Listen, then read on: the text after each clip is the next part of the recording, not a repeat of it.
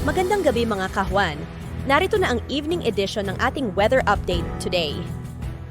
Patuloy pa rin nakakaapekto ang northeast monsoon o amihan sa bahagi ng Luzon na kung saan magdadala pa rin po ito ng maulap na kalangitan na may kasama may hina mga pag-ulan, partikular na dito sa may Cagayan Valley, pati na rin sa Apayao, Aurora, Quezon at Camarines Norte. Samantalang dito po sa Metro Manila, pati na rin sa nalalabing bahagi pa ng Luzon, generally fair weather condition po yung ating naasahan ngayong gabi, pero mamayang madaling araw ay posible po yung may hina mga pag-ulan o mga pag-ambon, dala nga po ito ng amihan.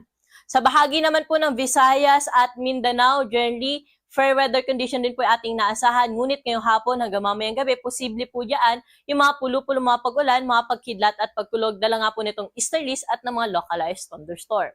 Sa kasalukuyan, wala ho tayong minomonitor na anumang cloud cluster o kumpol ng kaulapan na posible maging isang low pressure area o bagyo na makaapekto po o pumasok sa ating area of responsibility in the next 3 to 5 days. At para po sa magiging lagay na ating panahon bukas, dahil pa rin sa amihan, asahan natin na magiging makulimlim ang panahon na may kasamang mahihina mga pag-ulan ang mararanasan sa bahagi ng Cagayan Valley, Apayao, Aurora, pati na rin po sa bahagi ng Quezon. Kung makikita natin dito ay ang bahagi ng Bicol region ay makakaranas po ng makulap na kalangitan na may kalat-kalat na mga pag-ulan, mga pagkidlat at pagkulog. Ito ay dahil po sa posibleng epekto ng shear line na magdudulot nga ng maulan na panahon, partikular na sa bahagi ng Bicol region. Simula po yan bukas.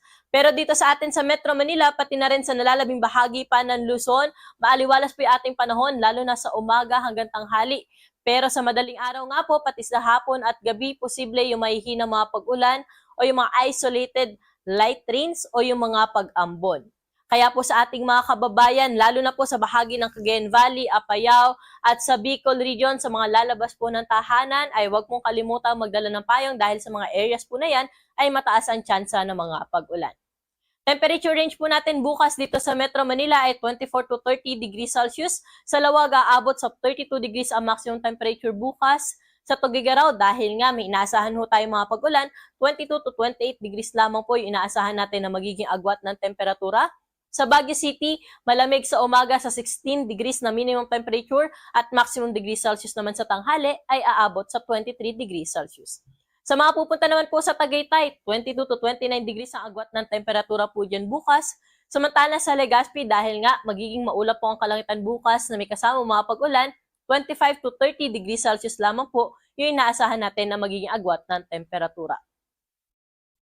Para sa magiging lagay na ating panahon dito sa bahagi ng Palawan, may mga pag-ambon din po tayo dyan inaasahan bukas, lalo na po sa madaling araw o sa hapon at sa gabi. Temperature range natin sa Puerto Princesa at sa Kalayaan Islands ay 24 to 25 yung minimum temperature. Sa hapon o sa tanghali naman po, aabot sa 31 degrees ang maximum temperature. Dumako naman ho tayo sa bahagi ng Visayas at ng Mindanao na kung saan wala ho tayong inaasahan na malawakang mga pag-ulan po dyan bukas, kaya asahan natin sa umaga hanggang tanghali magiging maaliwalas ang panahon. Ngunit sa hapon at gabi, asahan pa rin po natin yung mga pulo-pulo mga pag-ulan, mga pagkidlat at pagkulog, dala ng mga localized thunderstorm.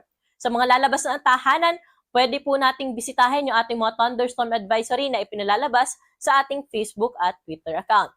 Temperature range po natin sa bahagi ng Iloilo ay 27 to 31 degrees Celsius. Sa Metro Cebu, mainit, aabot sa 34 degrees ang pinakamataas na temperatura. Sa Tacloban naman, 25 to 32 degrees Celsius. Sa bahagi ng Cagayan de Oro, 24 to 31 degrees agwat ng temperatura bukas. Sa Davao, mainit sa 33 degrees Celsius. 25 to 32 degrees naman sa bahagi ng Zamboanga City. Para sa mga kababayan naman ho natin na maglalayag, may nakataas tayong gale warning sa may baybayin ng Batanes, northern coast ng Cagayan kasama ang Babuyan Islands, Ilocos Norte at Ilocos Sur. Sa mga nabanggit na baybaying dagat, hindi ho pinapayagang pumalaot dyan yung ating mga kababayang mga isda, pati na rin yung may maliit na sasakyang pandagat. Dahil sa inaasahan nating malalaki at matataas na mga pag-alon, posible pong umabot sa 4.5 meters ang wave height. At ang araw po natin dito sa Metro Manila ay lulubog sa na 5:40 ng gabi at muli po ito sisikat bukas na 6:22 ng umaga.